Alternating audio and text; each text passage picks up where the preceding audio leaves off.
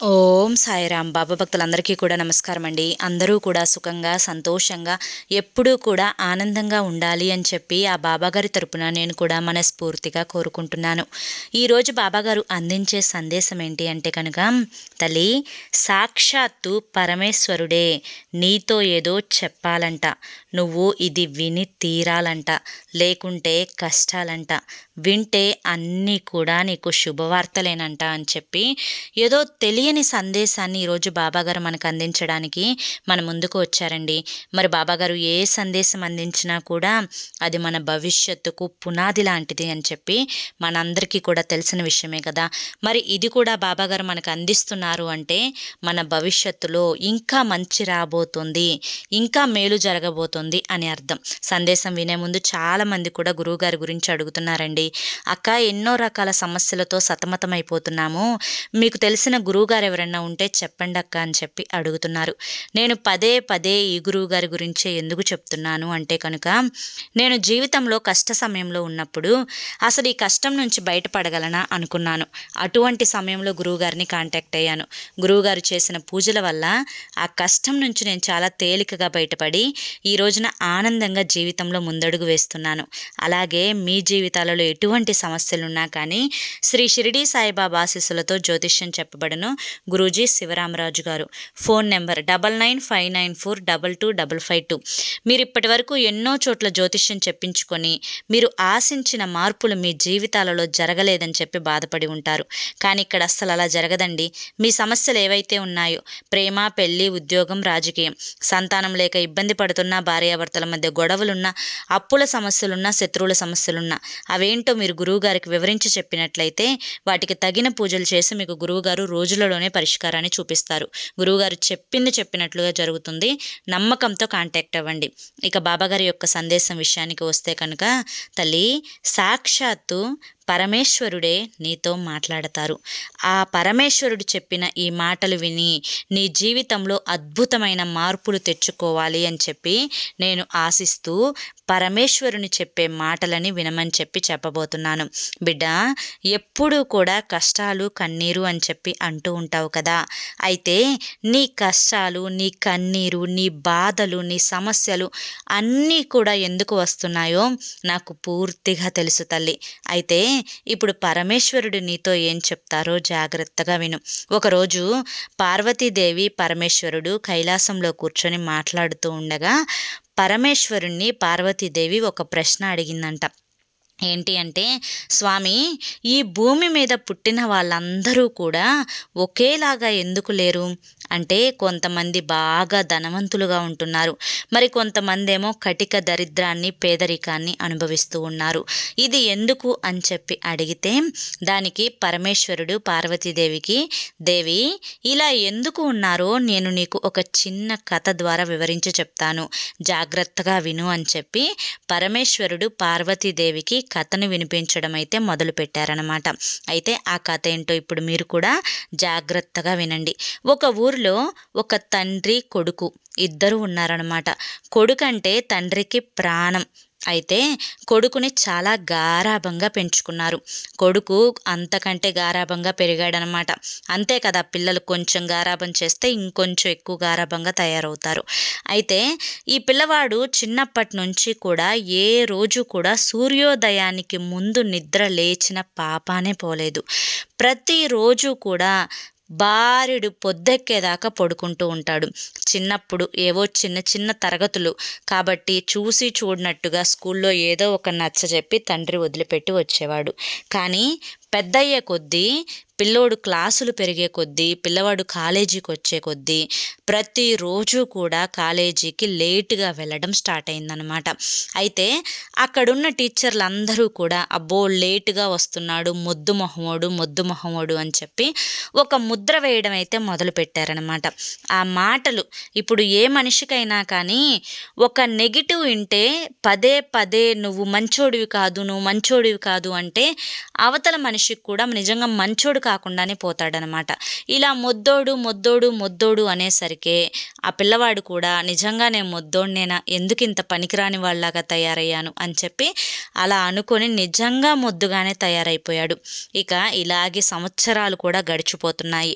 వాళ్ళ స్నేహితులందరూ కూడా మంచిగా చదువుకొని చక్కగా ఉద్యోగాలలో స్థిరపడిపోయారు. ఇదంతా కూడా వాడి కళ్ళ ముందే జరుగుతూ ఉంది. కాకపోతే మనసులో బాధ. అందరూ కూడా మంచి మార్కులు తెచ్చుకుంటున్నారు, మంచిగా చదువుకుంటున్నారు, మంచి ఉద్యోగాలు వచ్చినాయి, లక్షల్లో జీతాలు అందుకుంటున్నారు, నాకేమో మార్కులు లేవు, ఉద్యోగము లేదు, జీతము లేదు అని చెప్పి అదే దిగులు. కానీ అతని సోమరితనంలో మాత్రం మార్పు రాలేదు. ఎప్పుడూ కూడా అలాగే 10 గంటలకి, 11 గంటలకి, 12 గంటలకి. ఇక కాలేజీ కూడా అయిపోయిన తర్వాత ఎవ్వరూ కూడా అడిగేవారు లేకపోవడంతో ఇంకా ఆలస్యంగా 1 గంటకు కూడా నిద్రలేస్తున్నాడనమాట. ఇదంతా చూసి తండ్రిని నచ్చచెప్పే ప్రయత్నం చేశాడు. కానీ తండ్రి మాట ఏ మాత్రం కూడా ఆలకించడం లేదు. ఒకరోజు తండ్రికి ఒక ఆలోచన వచ్చింది. నేను వీడు ఇలా చెప్తే వినడు, చెప్పే రకంగా చెప్పాలి అని చెప్పి అనుకొని ఒకరోజు ఆశ్రమానికి వెళ్ళాడు. ఆ ఊరిలోనే ఒక ఆశ్రమం ఉంటుంది. ఆశ్రమంలో ఒక గురువుగారు ఉంటారనమాట. ఆశ్రమం దగ్గరికి వెళ్ళి జరిగిందంతా కూడా గురువుగారికి చెప్పాడనమాట. అయితే గురువు ఒక సలహా ఇచ్చారు. ఇక ఆ సలహా మేరకు ఆ యొక్క తండ్రి సంతోషంగా తన బిడ్డ దగ్గరికి వచ్చి, నాన్న, నీ స్నేహితులందరూ కూడా మంచి ఉద్యోగాలలో స్థిరపడ్డారు కదా, మంచి మంచి శాలరీలు అందుకుంటున్నారు కదా, నీకు కూడా అలా అందుకోవాలని ఆశగా లేదా అంటే, అయ్యో నాన్న ఎందుకు లేదు, వాళ్ళ విజయానికి ఉన్న రహస్యం ఏంటో చెప్పమంటే నాతో చెప్పడం లేదు, కాస్త నువ్వన్నా కనుక్కొని చెప్పు నాన్న అంటే, ఆ రహస్యం ఏంటో నేను తెలుసుకునే వచ్చాను అంటే, అవునా చెప్పు నాన్న, ఆ రహస్యం ఏంటో చెప్తే నేను కూడా పెద్ద ఉద్యోగం తెచ్చుకొని డబ్బు సంపాదిస్తాను అని చెప్పి ఆశగా అడుగుతాడంట. అయితే ఆ రహస్యం అంటే దానికి ఒక మంత్రం ఉందంట. ఆ మంత్రం అనేది మన ఊరి ఆశ్రమంలో ఉన్న గురువుగారు చెప్తారంట.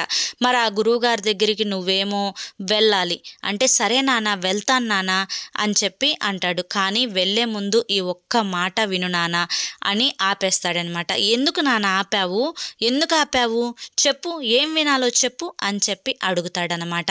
అయితే లేదు నాన్న, ఆ గురువుగారి దగ్గరికి వెళ్ళాలి అంటే సూర్యోదయానికి ముందే వెళ్ళాలి, నువ్వేమో బారెడు పొద్దెక్కేదాకా పడుకుంటావు, నిద్రలేగవు, ఎలా మరి నీకు సాధ్యపడదు కదా అంటే, లేదు నాన్న ఎలాగైనా కానీ రేపు ఉదయాన్నే గురువుగారి దగ్గరికి వెళ్తాను, ఏ టైంకి వెళ్ళాలి అంటే గురువుగారి దగ్గరికి 3 గంటలకల్లా ఉదయాన్నే వెళ్ళాలి నాన్న అని చెప్తే అలారం పెట్టుకొని పడుకుంటాడనమాట. కానీ అలారం మోత కూడా అతన్ని నిద్ర లేపలేకపోయింది.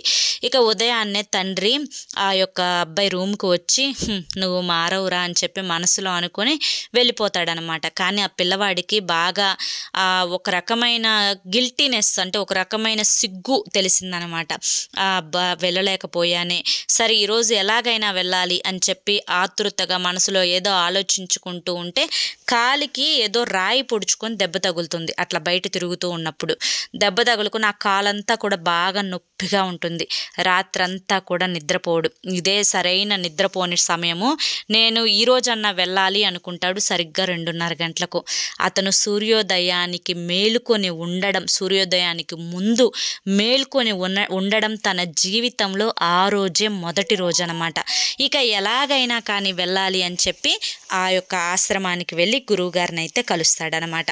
గురువుగారికి చూడంగానే, ఆ బాబురా, నీ గురించి మీ నాన్నగారు చెప్పారు, నువ్వు లైఫ్లో సక్సెస్ అవ్వాలి అని చెప్పి అనుకుంటున్నావు కదా, ఆ మంత్రం ఏంటో నేను చెప్తాను, కానీ ఆ మంత్రం ఏంటో నీకు చెప్పే ముందు నువ్వు ఇక్కడ ఆశ్రమంలో ఒక 21 రోజులు ఉండి ఒక దీక్ష తీసుకోవాలి. ఆ దీక్ష అయిపోయిన తర్వాతనే ఆ మంత్రం అనేది నీకు చెప్పబడుతుంది అని చెప్పి అంటే, సరే గురువుగారు నేను దీక్ష తీసుకుంటాను, దీక్ష కోసం ఏం చేయాలి అంటే, నువ్వు ఇక్కడ ఆశ్రమంలో చిన్న చిన్న పనులు చేస్తూ ఉండాలి, సూర్యోదయానికి ముందే బ్రహ్మ ముహూర్తంలో నిద్రలేచి నీ యొక్క పనులన్నీ కూడా ముగించుకొని నువ్వు ధ్యానంలో కూర్చోవాలి అని చెప్తే, తప్పకుండా చేస్తాను అని చెప్పి అతను ఇంకా అంటే కొత్త కదా, ఆ కొత్తలో చేస్తాడు, గబగబా అన్నీ చేసుకుంటాడు, నిద్రలేస్తాడు. సరిగ్గా 5-6 రోజులు నిద్రలేగుస్తాడు. 7వ రోజు నిద్రలేగోడు అనమాట. 7వ రోజు 8వ రోజు నిద్ర లెగవడు. ఇక నిద్ర లెగవపోయేసరికి పొద్దున్నే అందరూ లేచిన తర్వాత ఎప్పుడుకో మధ్యాహ్నం పూట లేస్తాడు. అయ్యో నేనేంటి ఇంతసేపు పడుకున్నాను, ఎప్పుడో లెగవాలి కదా, అయ్యో ఇంతసేపు పడుకున్నానే అని చెప్పి సిగ్గుతోటి బాధపడిపోతూ తన యొక్క చేసిన పనికి చాలా బాధపడిపోతూ పరుగున గురువు దగ్గరికి వెళ్ళి, గురువుగారు నన్ను క్షమించండి, నేను నిద్ర లెగవలేకపోయాను, నా సంకల్పం అంతా కూడా భంగం అయిపోయింది అంటే, ఏం పర్వాలేదు నాయనా, నీకు ఇప్పుడే కదా కొత్త, కొంచెం నిదానంగా అన్నీ అలవాటవుతాయి, మళ్ళీ సంకల్పించుకో, మళ్ళీ దీక్ష తీసుకో, మళ్ళీ 21 రోజు మొదలుపెట్టు అని చెప్పగా, ఈసారి మాత్రం గట్టిగా నేను చేస్తాను, కానీ గురువుగారు ఇదంతా ఉదయాన్నే చేసుకోవచ్చు కదా, నేను ఎప్పుడు నిద్రలేస్తే అప్పుడే చేసుకోవచ్చు కదా, సూర్యోదయానికి ముందే బ్రహ్మ ముహూర్త సమయంలోనే ఎందుకు చేయాలి, దానికి కారణం ఏమన్నా ఉందా అని చెప్పి అడుగగా, అప్పుడు ఆ గురువు చెప్తాడు, నాయన బ్రహ్మ ముహూర్తం అంటే అది మామూలు సమయం కాదు, దైవం శక్తి మొత్తం కూడా ఆ ముహూర్త సమయంలో నిండి ఉంటుంది. ఆ బ్రహ్మ ముహూర్త సమయంలో నువ్వు ఏదైతే సంకల్పించుకొని నీ ఇష్ట దైవాన్ని తలుచుకొని నీ యొక్క సంకల్పం సిద్ధించాలి అని గట్టిగా స్మరించుకొని ధ్యానంలో కూర్చుంటావో సరిగ్గా 21 రోజుకల్లా కూడా ఈ సంకల్పం నెరవేరిపోతుంది. ఉదయం అంటే సంధ్యా సమయం 6 గంటల నుంచి 9 గంటల వరకు రుద్రకాలం నడుస్తుంది. 9 గంటల నుంచి అర్ధరాత్రి 12 గంటల వరకు రాక్షస కాలం నడుస్తుంది. అర్ధరాత్రి 12 గంటల నుంచి తెల్లవారుజామున 3 గంటల వరకు గంధర్వకాలం నడుస్తుంది. అంటే తెల్లవారుజామున 3 గంటల నుంచి మళ్ళీ ఉదయాన్నే 6 గంటల వరకు మనోహర కాలం, దీన్నే బ్రహ్మ ముహూర్త సమయం అని చెప్పి అంటారు. ఈ సమయంలో దేవతలందరూ కూడా చక్కగా ధ్యానంలో కూర్చొని, ఎవరైతే ఈ సమయంలో నిద్రలేచి ధ్యానంలో కూర్చుంటారో, దైవం మీద ఎవరైతే శ్రద్ధ పెడతారో, ఎవరి సంకల్పం సిద్ధించాలి అని చెప్పి గట్టిగా ధ్యానంలో కూర్చుంటారో వారి యొక్క సంకల్పం అనేది ఖచ్చితంగా సిద్ధించి తీరుతుంది అని చెప్పగా, సరేనని చెప్పి బ్రహ్మ ముహూర్త విలువను తెలుసుకున్న ఆ పిల్లవాడు చాలా సంతోషంగా వెళ్ళి ఆ రోజు నుంచి సరిగ్గా 21 రోజుల వరకు తెల్లవారుజామున బ్రహ్మ ముహూర్తంలో నిద్రలేచి చక్కగా తను ధ్యానంలో కూర్చున్నాడనమాట. ధ్యానంలో కూర్చున్నప్పుడు ఎప్పుడైనా కానీ చక్కగా సుఖాసనంలో కూర్చొని 2 చేతులను ముడిచి గుప్పెట పట్టుకొని ఆ యొక్క గాలి ముక్కు ద్వారా నిదానంగా పొట్ట నిండా కూడా పీల్చుకొని, అలాగే ఒక్క సెకండ్ అంటే ఎంతసేపు ఉంచుకోగలుగుతారో అంతసేపు ఉంచుకొని తరువాత నెమ్మదిగా నోటితో వదలాలి. ఇలా 3-4 సార్లు చేసిన తర్వాత మీ యొక్క ధ్యానం అనేది మొదలవుతుందన్నమాట. ఆ ధ్యానం చేసే ప్రక్రియలో శ్వాస నెమ్మదిగా పీల్చుకుంటూ నెమ్మదిగా ముక్కు ద్వారానే వదలాలి. మళ్ళీ శ్వాస నెమ్మదిగా ముక్కు ద్వారా పీల్చుకుంటూ నెమ్మదిగా ముక్కు ద్వారానే వదలాలన్నమాట. దీన్నే ధ్యాన ప్రక్రియ అంటారు. ఈ విధంగా ధ్యానంలో కూర్చున్నప్పుడు మీ యొక్క ధ్యాస మొత్తం కూడా మీ 2 కనుబొమ్మల మధ్య ఉన్న ఆజ్ఞాచక్రంలో ఉండాలి. ఈ విధంగా ఆజ్ఞాచక్రంలో ఉండి ధ్యానం చేసే ముందు సంకల్పాన్ని తలుచుకొని ఆ దైవం మీద యొక్క దృష్టి పెట్టి చక్కగా శ్వాస మీద ధ్యాస పెట్టి ఆజ్ఞాచక్రం మీద ధ్యాస పెట్టి ఉంచగలిగితే, అంటే ఇక్కడ 2 పాయింట్లు, శ్వాస మీదైనా ధ్యాస పెట్టొచ్చు, ఆజ్ఞాచక్రం మీదైనా ధ్యాస పెట్టొచ్చు, ఏదో ఒక దాని మీద పెట్టండి. ఈ విధంగా కనుక పెట్టి చేస్తే మనిషి ప్రశాంతంగా ఉంటాడు. ఎటువంటి టెన్షను హడావుడి లేకుండా ప్రశాంతంగా ఉంటారు. ఉదయాన్నే నిద్ర లేవడం వల్ల చేసే పని పట్ల శ్రద్ధ పెరుగుతుంది. బ్రహ్మ ముహూర్త సమయంలో లేచి చదువుకునే పిల్లలు చదువులో ఎప్పుడూ కూడా ముందుంటారు. బ్రహ్మ ముహూర్తంలో లేచి ఎప్పుడు ధ్యానంలో కూర్చుంటారో వారందరి దగ్గరికి కూడా లక్ష్మీదేవి అడుగు పెడుతుంది. వారికి ధన ద్వారాలు తెరుచుకుంటాయి. వారికి చేసే పని యందు ఇంట్రెస్ట్ అనేది, అంటే ఆసక్తి పెరిగి వాళ్ళ పనులన్నీ కూడా సకాలంలో చక్కగా ఎటువంటి పెండింగ్లు లేకుండా ముగించుకోగలుగుతారన్నమాట. తెలివితేటలు పెరుగుతాయి. మానసిక ఆరోగ్యం పెరుగుతుంది.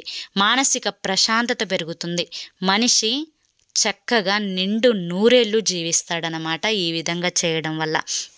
ఇక ఈ విధంగా 21 రోజు పూర్తి చేసుకున్న తర్వాత ఆ అబ్బాయి గురువుగారి దగ్గరికి వెళ్తాడనమాట. వెళ్ళి 21 రోజు పూర్తయింది స్వామి, గురువుగారు మీరు చెప్పింది చెప్పినట్లుగా చేశాను, ఇక ఆ మంత్రం ఏంటో మీరు ఉపదేశిస్తే అది విని నేను సక్సెస్ అవుతాను అని చెప్పి అనగా, బాబు ఇదే మంత్రం, అవును బాబు ఇదే మంత్రం, ఎవరైతే ఉదయాన్నే నిద్రలేచి కార్యక్రమాలన్నీ ముగించుకొని చక్కగా స్నానాన్ని ఆచరించి ధ్యానంలో కూర్చుంటారో వారు అనుకున్న పనులు అనుకున్నట్లు సకాలంలో జరిగిపోతాయి, వారి కోరికలన్నీ కూడా తీరిపోతాయి, వారు పట్టిందల్లా బంగారం అవుతుంది, వారి దగ్గరికి లక్ష్మీదేవి అడుగు పెడుతుంది, వారికి ధన ద్వారాలు తెరుచుకుంటాయి.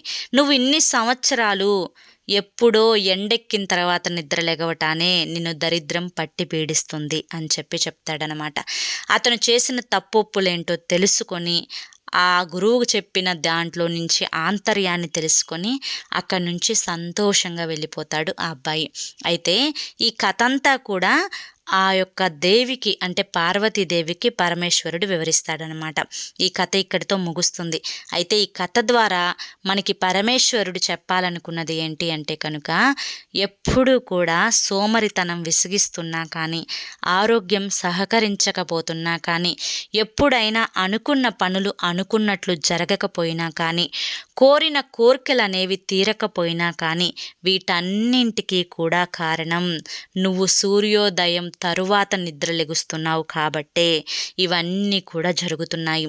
తల్లి, ఒక 21 రోజులు నువ్వు సంకల్పించుకొని నువ్వు నేను చెప్పినట్లుగా ఈ కథలో ఆ విధంగా చేసుకుంటే నీ జీవితంలో, నీ ఆరోగ్యంలో, నీ యొక్క శారీరక ఆరోగ్యంలో, మానసిక ఆరోగ్యంలో ఎన్ని మంచి మార్పులు కలుగుతాయో, నీ జీవిత దినచర్యలో ఎంత అద్భుతం జరుగుతుందో, నీ జీవితంలో నీ జాతకంలో ఎంత అదృష్టం పడుతుందో ఒక్కసారి ఊహిస్తే నిజంగా ఆశ్చర్యపోతావు.